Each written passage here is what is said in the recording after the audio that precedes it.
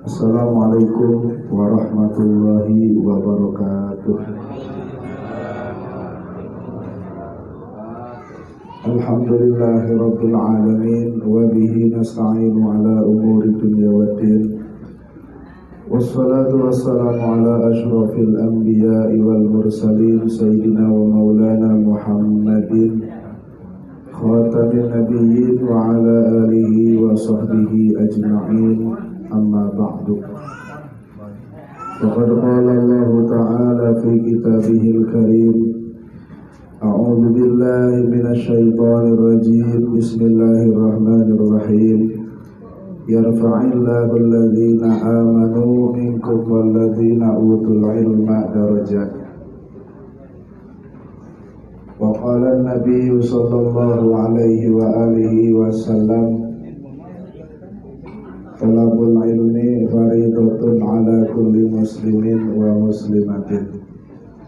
Wa qala aidan man intaqala liyata'allama ilman ghufira lahu qabla an yakhtuba. Allahumma rabbi shrah li sadri wa yassir li amri wahlul 'uqdatam min lisani yafqahu qawli. Allahumma lakal hamdu wa ilaikal mustaka wa antal musta'anu la hawla wa la quwwata illa billah. Ilahi anta maqsudi wa ridhaka matlubi, a'tini mahabbataka wa ma'rifataka ya arhamar rahimin. Para sepuh sadayana, bapak-bapak, ibu-ibu, hadirin wal hadirat yang saya hormati dan Allah muliakan. Alhamdulillah wa syukurillah, puji syukur kehadirat Allah subhanahu wa ta'ala yang senantiasa selalu melimpahkan rahmat serta nikmatnya kepada kita sekalian, baik berupa nikmat sehat, nikmat panjang umur, terutama nikmat iman serta nikmat Islam. Sehingga alhamdulillah kita semua bisa hadir bersilaturahim, bermuwajahah di haflatul mubarakah ini untuk melaksanakan salah satu kewajiban kita, yaitu thalabul ilmi. Mudah-mudahan hadirnya kita di majlis ini senantiasa mendapatkan rahmat serta ampunan dari Allah subhanahu wa ta'ala. Salawat teriring salam semoga terlimpah curah kepada junjungan alam, yaitu Habibana wa Nabiyana Kanjeng Nabi Muhammad sallallahu alaihi wa alihi wasallam. Mudah-mudahan kita semua dengan wasilah hadir di majelis ilmu ini menjalankan salah satu perintahnya Kanjeng Nabi, menjalankan salah satu syariatnya Kanjeng Nabi. Kita semua diaku menjadi umatnya dan mendapatkan syafaatnya di hari kiamat nanti. Hadirin rahimakumullah, kita lanjutkan materi pengajian kita. Yang selanjutnya yaitu hal-hal yang membatalkan wudu. Hal-hal yang membatalkan wudu.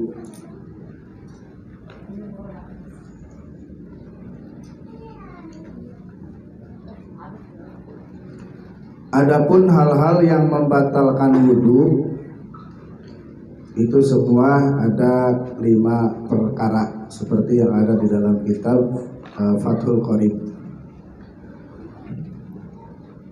Hal-hal yang membatalkan wudu yang pertama, ma kharaja min ahadis sabilain, keluarnya sesuatu dari salah satu 2 lubang antara kubul dan dubur, min mutawaddiin, dari orang yang wudu, jadi orang yang punya wudu. Keluarnya sesuatu dari salah satu 2 lubang, yaitu lubang dubur dan kubul. Kalau dubur lubang belakang, kalau kubul lubang depan. Jadi lubang depan disebutnya kubul, lubang belakang disebutna dubur. Keluarnya sesuatu dari salah satu lubang, dari dua lubang, kubul dan dubur. Yang keluar itu baik berbentuk cair ataupun berbentuk padat ataupun berbentuk gas. Ya, kalau berbentuk cair seperti air kencing. Kalau yang berbentuk padat seperti keluar batu, ya kencing batu. Atau yang berbentuk gas seperti kentut keluar angin. Nah, itu membatalkan wudu. Jadi keluarnya sesuatu dari salah satu lubang, baik lubang depan ataupun lubang belakang. Yang keluarnya itu sesuatu yang memang biasa, yang biasa keluar, kabaulin seperti air kencing, wa ghaitin, dan kotoran, keluar kotoran BAB, itu yang biasa keluar. Wa nadiron, dan hal yang langka, yang jarang terjadi, seperti keluar darah, ya kencing atau buang air besarnya keluar darah, atau keluar pasir, atau kencing batu, yang terjadi, yang biasa terjadi ataupun yang memang jarang terjadi, seperti keluarnya darah atau keluarnya pasir, batu. Nah, ini membatalkan wudu. Jadi yang pertama, hal yang membatalkan wudu adalah keluarnya sesuatu dari salah satu dua lubang, baik lubang depan ataupun lubang belakang. Yang keluar itu sesuatu yang memang biasa keluar atau yang memang jarang keluar. Nah, itu membatalkan wudu. Ilal maniya, kecuali air mani. Jadi keluarnya air mani tidak membatalkan wudu. Air mani yang keluar tidak membatalkan wudu, tapi mewajibkan mandi junub. Tidak batal wudu, tapi wajib mandi junub. Keluar maninya bihtilamin, dengan sebab mimpi jima, mimpi basah.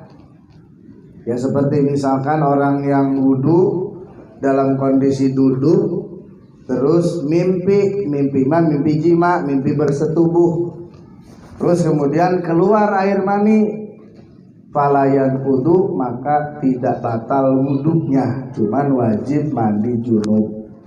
Yang keluar, yang tidak batal itu keluarnya air mani. Nah, cuman bagaimana cara membedakan air mani dengan yang lain? Karena yang keluar dari parji itu ada tiga. Yang pertama air mani, yang kedua adalah mazi, yang ketiga adalah wadi. Ini harus kita kenali. Ada mani, ada wadi, ada mazi. Kalau mazi itu najis, kalau wadi itu najis hukumnya, tidak wajib mandi junub. Kalau air mani suci, air mani suci. Kalau wadi dan mazi itu najis, seperti halnya air kencing. Seperti halnya air kencing. Nah, kalau mani, air mani itu ada tanda-tanda. Nah, tanda-tanda bahwa ini adalah air mani apabila dia keluarnya air mani itu muncrat, dan juga biasanya suka merasakan enak, ya, suka merasakan enak ketika keluar air mani. Terus kemudian tanda mani itu apabila basah Air mani itu apabila basah, baunya seperti bau adonan roti. Jadi kalau kata anak muda sekarang, baunya bau pandan gitu. Ya, bau pandan. Jadi ada wangi pandan. Nah, maka ketika basah seperti itu, wanginya seperti adonan roti atau bau pandan itu, maka itulah air mani, maka wajib mandi junub. Terus kemudian tanda yang berikutnya, apabila kering, air mani tersebut kering, sudah kering di sarung atau di celana, maka kalau sudah kering, maka air mani tersebut ya, dia seperti putih telur yang kering. Jadi ngejiplak gitu. Jadi membawa menjadi keras. Jadi rada keras gitu. Nah, itu air mani yang kering. Jadi kalau kering seperti halnya putih telur yang basah terus kering, itu seperti itu. Jadi agak kaku gitu. Jadi kesarungnya agak kaku. Nah, ini disebut mani. Apabila tidak ada tanda-tanda itu, kemungkinan yang keluar mazi atau wadi. Nah, kalau mazi, keluarnya mazi itu biasanya ketika syahwat lagi tinggi, tegangan lagi tinggi. Tegangan lagi tinggi seperti ngelihat cewek cantik, kondisi kita lagi syahwat tinggi, ya tiba-tiba kita ini pengen kencing, terus otomatis syahwat menurun, ya syahwat kita menurun, terus pengen kencing. Nah, pada saat kita kencing, buang air kecil, selesai buang air kecil keluar, terus suka keluar cairan. Disebut air kencing bukan, karena jenisnya lain, ya agak kental. Kalau disebut mani bukan, karena keluarnya tidak muncrat dan baunya tidak seperti mani, tanda-tanda mani nggak ada. Nah, maka itu disebut mazi, hukumnya najis. Terus kemudian yang ketiga wadi. Nah, kalau wadi biasanya ketika kondisi kita lelah, ya lelah kecapean, terus kondisi kantung sperma penuh, jadi badan lelah kerja capek tidak tersalurkan,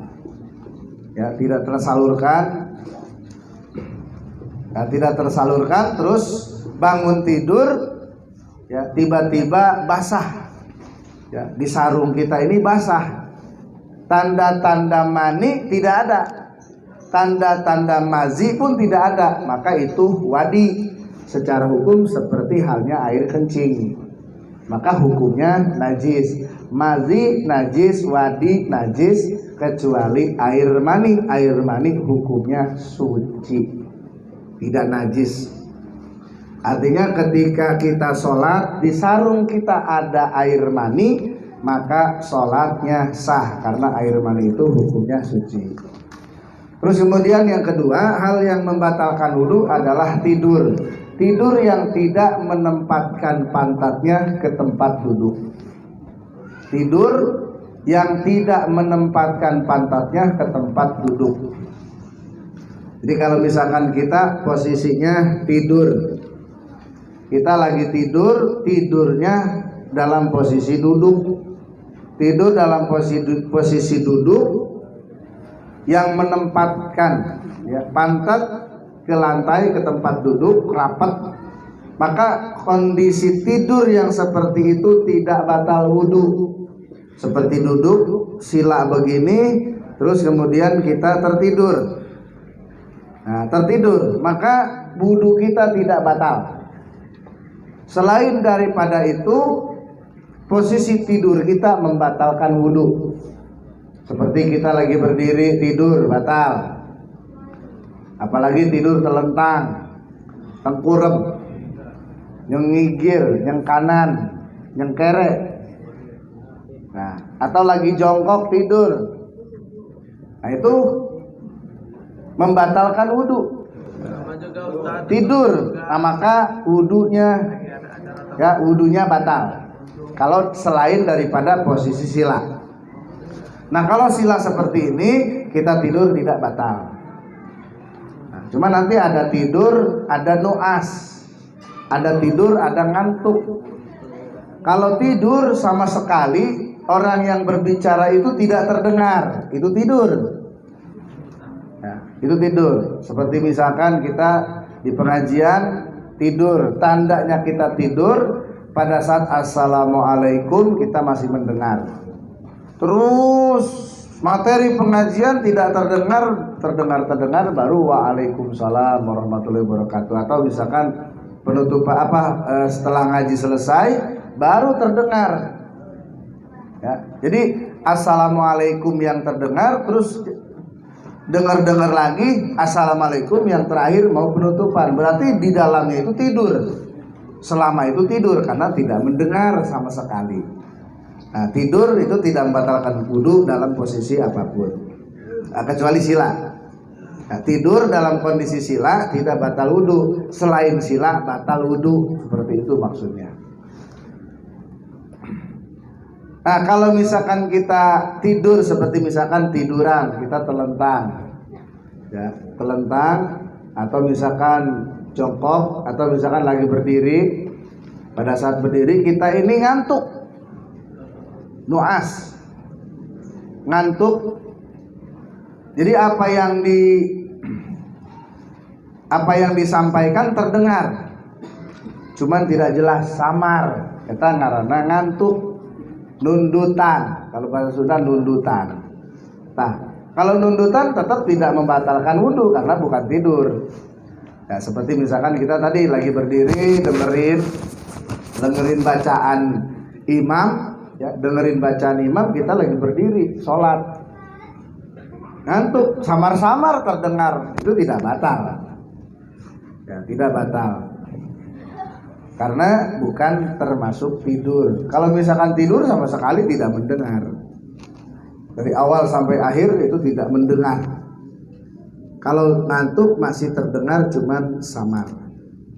Nah, ini hal-hal yang membatalkan wudu. Yang kedua yaitu tidur dalam posisi tidak menempatkan pantat ke lantai atau ke tempat duduk.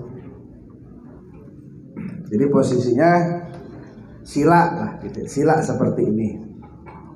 Ini tidak membatalkan wudu. Terus kemudian yang ketiga yang membatalkan wudu adalah zawalul aqli, ay ghalabatu alaih, kelindih akal. Bukan hilang akal, akalnya masih ada, tapi kelindih, katutup akalnya. Tertutup akalnya bisa karin dengan sebab mabok, ya, mabok yang tidak sadarkan diri, mabok lah, tidak sadar diri, itu batal wudu. Au marodin, atau sakit, seperti sakit panas sehingga tidak sadar diri. Nah, jadi bicaranya ngecapruk, ya, karena sakit, kondisinya sakit, tidak sadar diri, maka termasuk membatalkan wudu. Au jununin, atau gila, ya, gila, walaupun gilanya sebentar, ntar sejam gila, sejam sadar, sejam lagi gila, sejam lagi sadar, maka walaupun seperti itu tetap, ya, ada sempat kelindih akal, maka termasuk membatalkan wudu. Gila atau sehari gila, sehari enggak, nah itu termasuknya membatalkan wudu. Wal junun, gila, kelindih akal. Jadi kelindih akal seperti orang gila itu akalnya ada, cuman ketutup akalnya oleh hawa nafsunya. Ya, jadi akalnya tidak berfungsi dengan baik karena ketutup oleh hawa nafsu. Au ikma alaih, au ikmain, atau ayan, epilepsi, sakalor, ya, epilepsi, ayannya kambuh, ya, itu termasuknya batal walaupun sebentar. Ya, misalkan nih ayan 1 jam terus sembuh kesananya, maka wudunya tetap batal. Setelah selesai wudu ayannya kambuh, nah maka wudunya batal. Dan juga termasuk batal itu batal wudu seperti pingsan. Nah, itu pingsan termasuk batal wudu. Nah, pingsan, tidak sadar diri. Nah, ini yang ketiga yang membatalkan wudu adalah zawalul aqli ay ghalabatu alaih, kelindih akal. Jadi bukan hilang akal tapi kelindih akal, akalnya masih ada. Warabi'u lamsur rajuli almar'atal ajnabiyah. Yang selanjutnya yang keempat yang membatalkan wudu adalah menyentuh laki-laki, bersentuhan kulit antara laki-laki dengan perempuan yang bukan muhrimnya. Bersentuhan kulit antara laki-laki dengan perempuan yang bukan muhrimnya. Laki-laki dengan perempuan yang bukan muhrim. Artinya muhrim itu wanita yang tidak boleh dinikahi. Muhrim wanita yang jadi bersentuhan kulit antara laki-laki dengan perempuan yang bukan muhrimnya. Berarti wanita yang boleh dinikahi. Ya, muhrim itu wanita yang boleh dinikahi. Jadi batal ketika bersentuhan kulit.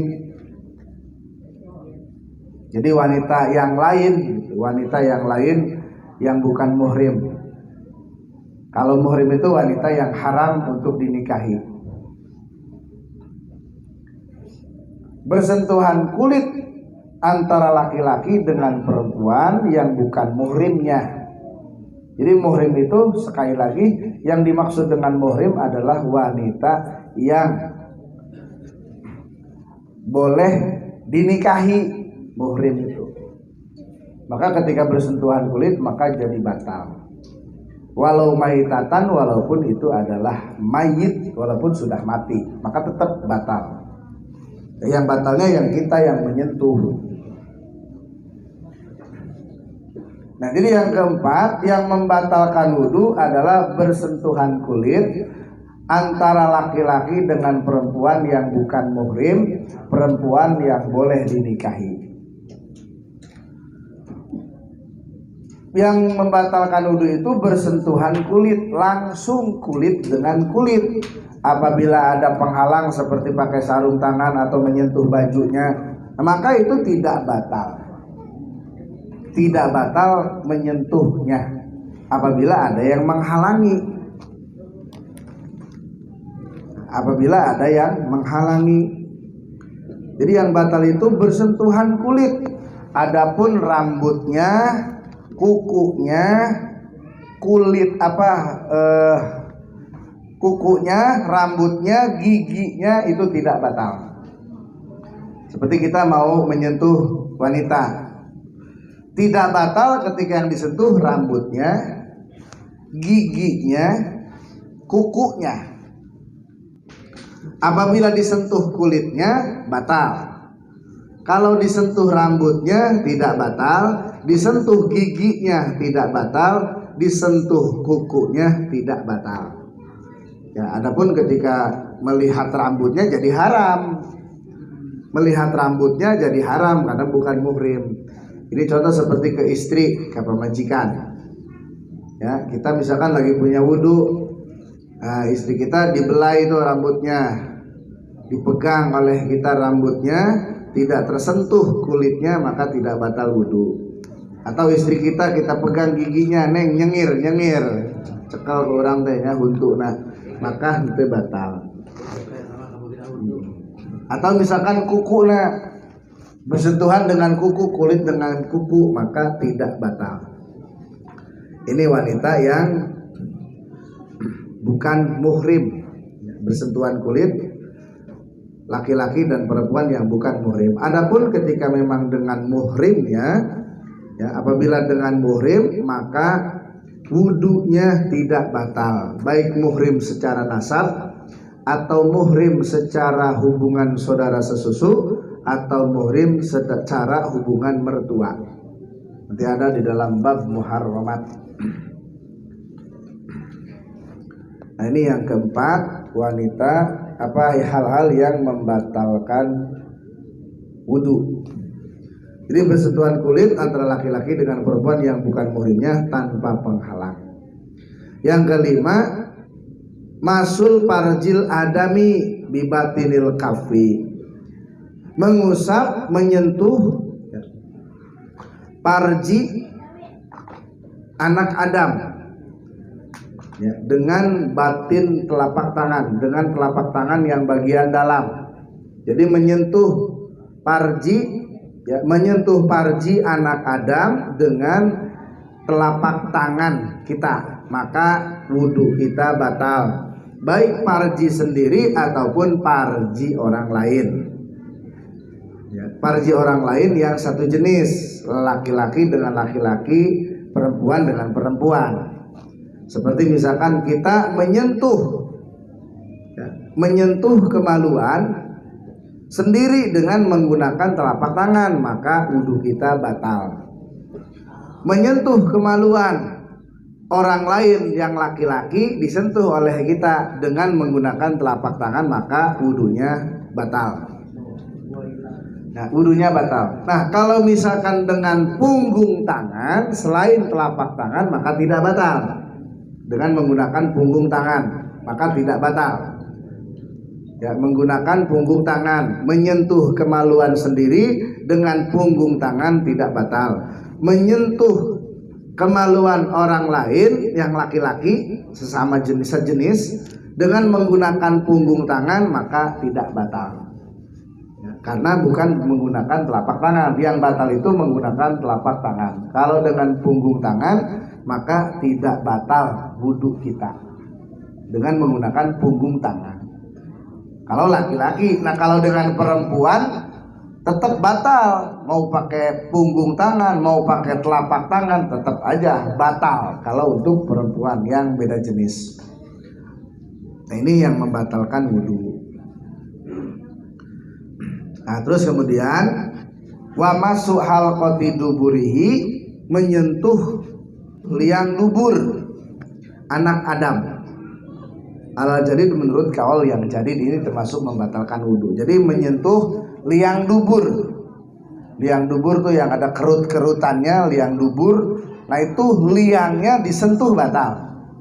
Tapi bokongnya, kalau bokong tidak batal. Kita misalkan menyentuh bokong kita, ini tidak batal. Atau kita menyentuh bokong teman kita yang laki-laki, tidak batal. Jadi yang batal itu disentuh duburnya, liang dubur, yaitu batal. Jadi menyentuh parji manusia. Kalau menyentuh parji binatang tidak batal. Ya, seperti binatang, seperti misalkan ya bobogaan sapi, bobogaan kebo, ayo dicocok kurang. Dimainin nama kita ke kelamin binatang, maka tidak batal. Nah, tidak batal wudhu kita apabila bersentuhan ya, menyentuh parji binatang. Mau pakai telapak tangan mau punggung tangan tetap tidak batal, karena yang batal itu menyentuh parji anak Adam, manusia, dengan menggunakan dibatinil kafi, dengan menggunakan telapak tangan. Nah, ini hal-hal yang membatalkan wudhu. Wallahu a'lam. Hadirin rahimakumullah, mungkin hanya itu yang bisa saya sampaikan. Mudah-mudahan ada manfaatnya bagi kita semua. Billahi taufiq wal hidayah. Wassalamualaikum warahmatullahi wabarakatuh.